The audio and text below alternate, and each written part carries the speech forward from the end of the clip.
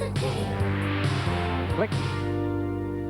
Lovely day for a picnic in the country and a lovely day for taking photographs with an old-fashioned camera. Do you think that's what I was doing? It may look like an old-fashioned camera, but in fact it's something very different.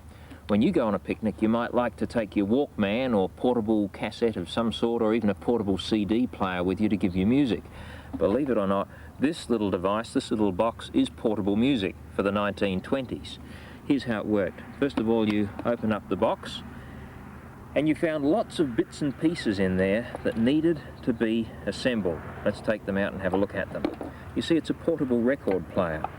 But to put it together again, the first thing you need to do is to set up the turntable. That's the turntable. 4 metal rods hanging down, but when you turn it over that way, they sit out there at right angles to one another, and it becomes a turntable to hold a record. Before we put that in position, however, we need to wind the motor. It has a clockwork motor that's going to turn the turntable.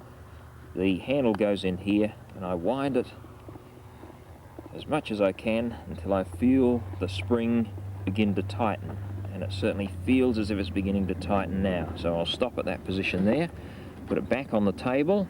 Now sit the turntable on the spindle. You can see that it will turn. We'll stop it while we get the rest of the bits and pieces in place. This other bent metal rod sits in that position there, and it swivels sideways. That holds the head with the needle on it. So we put that in that position. Now you might say, there seems to be one thing missing. When I compare this with other old-fashioned record players, they usually have a funnel or a trumpet or a cone coming out there to channel the sound. Didn't see anything like that in the package, but what's this thing here? A number of pieces of aluminium, cylinders, and if I pick up this one, watch what happens. The others follow on, and it actually becomes quite a long cone. If I pull it like that, the bit's locked together.